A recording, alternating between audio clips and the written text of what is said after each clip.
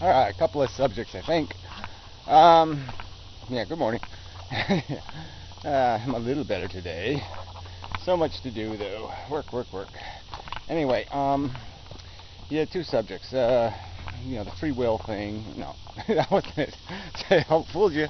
Uh, the objective morality thing. That's even worse, right? And this basic underlying argument I want to get to is this.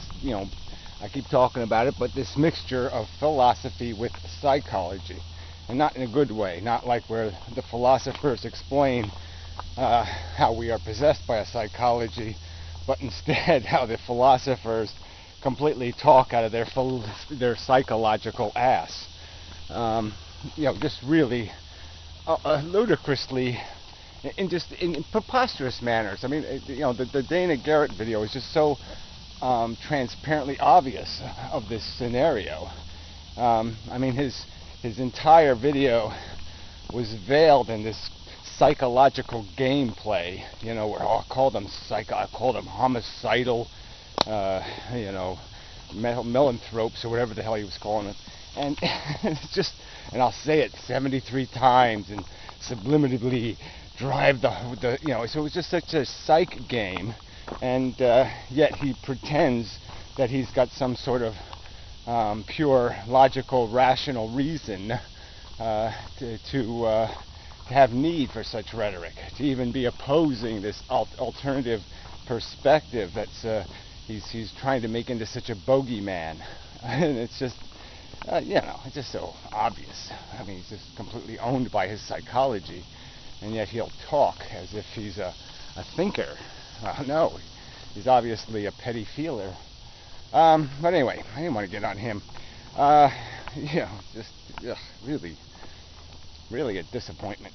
Anyway, it's a great text. He keeps arguing. He just hates this objective morality idea, this idea that we can define anything. But it's just so stupid. I mean, we can all concede that we can't, as a practical matter, know the entire implications of everything we do.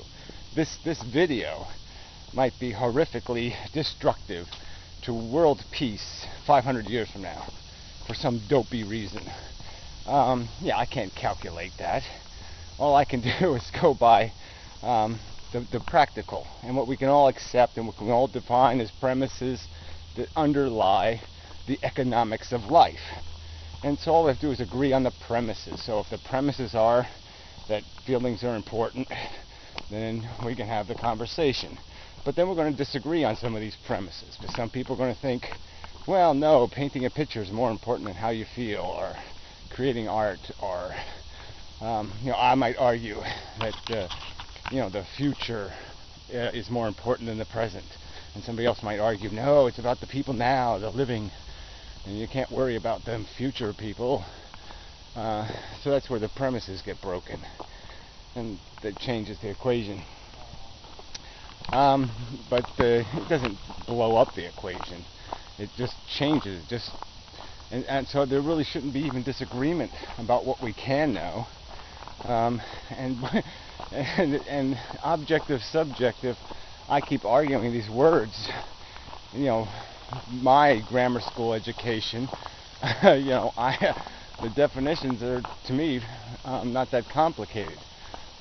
Objective is a disinterested, fully informed perspective, personally disinterested, and subjective is the opposite, a narrow, personal point of view, controlled by personal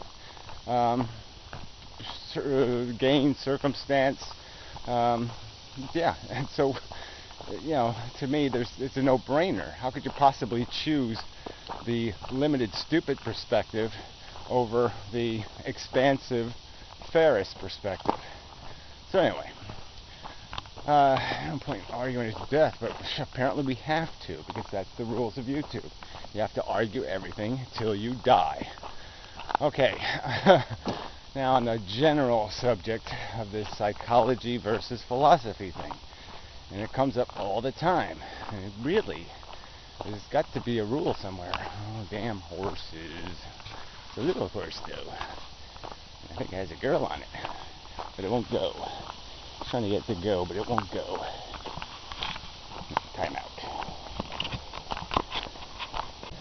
Hey, gee, whole horde of horse people waiting on that other horse when he crossed the river. Well, whatever. Jesus. Yeah, a bunch of girls and horses. Girls do like them horses. Yeah, think about that one. Anyway, psychology. Yeah. Even our physiology, even the physics, the physical aspects of our existence.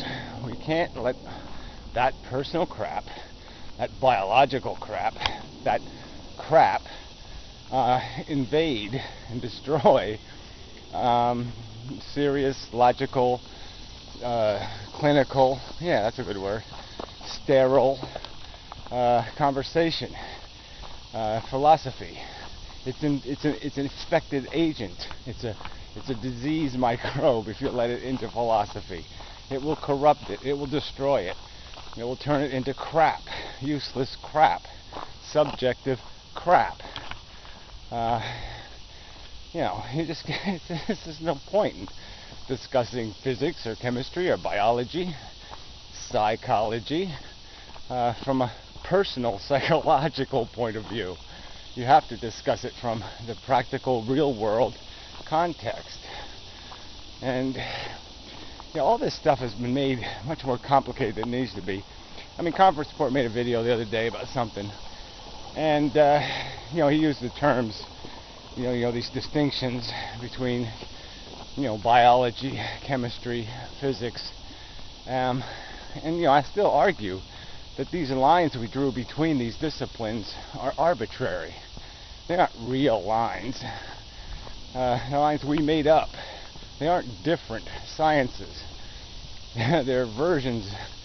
They're an artificial hierarchy that has nothing to do with any real qualifiable distinction, in my opinion. I mean, all chemistry is physics. All biology is chemistry. So everything is physics. And I think it's better to think in those terms, just as all, putting energy on electromagnetic scales and doing this and doing. I think some of that gets very destructive because we do make these stuff up.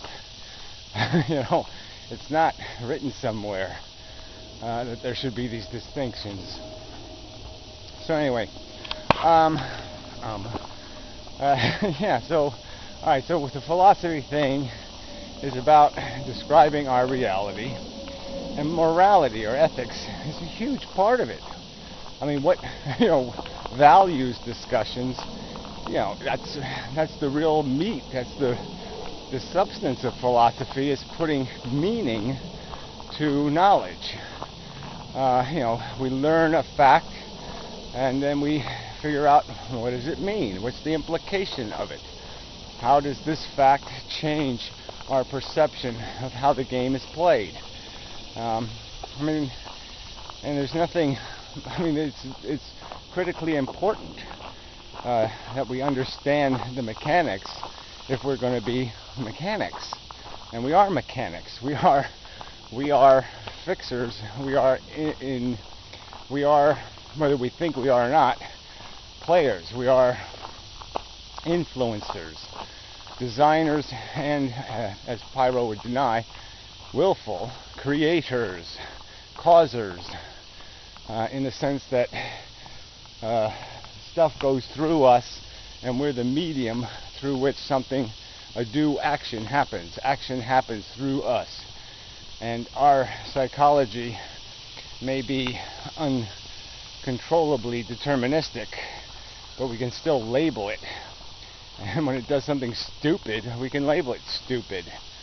And it's really kind of lame to make the argument that the DNA made me do it. That's really bad. That's a lame argument to go into a courtroom with. And that's Pyro's philosophy. Because DNA owns us. We have to do what the DNA mandates. And we certainly can't judge the DNA. So hell with that skepticism. I mean, it's just kind of bullshit. So anyway, I mean, a lot of talk here. I want to get to the meat of it, which is we exist in this circumstance. And the idea, philosophy, in my opinion, is to discern an intelligent description of the circumstance. So we have acquired understanding of a great deal of the physics, the factual interactions that take place. We have now an understanding of what caused it, how it came into existence, what the fundamental dynamics are of this biological mass, this infestation, and so now we can accurately start applying value equations and recognize that there is a value to conserve. There is value in this world that needs conserving because it's being wasted, and there can't be anything more productive or useful in a human being's existence than to achieve productivity, to create for their presence a better world in the future than would have existed if they had not been a doer in the world. And that's got to be every human's ambition.